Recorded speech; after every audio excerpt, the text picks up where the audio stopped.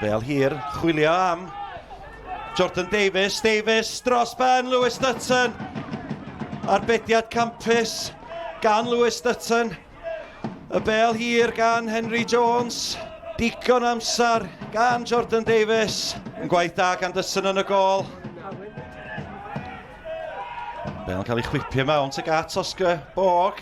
Bel disgyn i Jones. Ac ar y post yn pella, mae Jordan Davies. Airbus methu a'i chlirio hi. A Jordan Davies y fan ar lle i roed yr ymwelwyr ar y blaen. Davies ar ôl beniad at Dean. Dean yn chwilio am Jake Eyre. Jenkins efo fo. Ond mae wedi rhwydo a wedi unioni'r sgôr i Airbus. Y bel hir. Cael ei ennill gan Adam Davies. Eyre yna flaen Lee Jenkins. A Jake Eyre yn dod Airbus yn ôl i mewn i'r gêm yma. Harry John yn chwilio am rediad Davies. Davies heibio i Lewis Dutton yn y gol. Di sgorio Davies efo llai na 3 munud o'r hanner cyntaf wedi mynd. A mae di sgorio a mewn 3 munud o'r ail hanner hefyd. Airbus 1, Hwlffordd 2. Evans, dod ty fewn.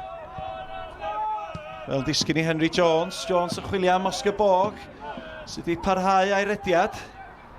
Bel a draws ag at Leahy'n troi at Jack Wilson. Jack Wilson yn 18-2 i Hwlffordd. Leahy gosod i ar blat i Jack Wilson. O hwnna rhy hawdd i'r ymwelwyr.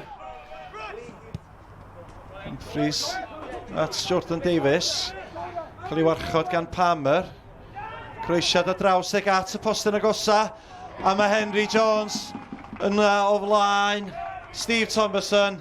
Do'n am peryg i weld ddoeth y croesiad i mewn gan Jordan Davies ac Henry Jones oedd y gyntaf i ymateb. It was a strange game really at the tempo at the start. Both teams sort of sat back a bit, but we got an early goal. We think, oh, we'll go on now, and then probably let Airbus back into the game, and they deserved the equaliser. And I think second half then we knew we needed to be better than we were first half, and did that and scored some good goals.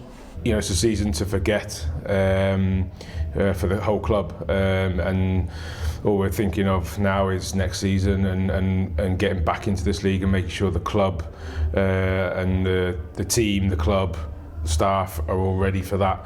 It's something that it's been put to bed now. It's finished. It's over.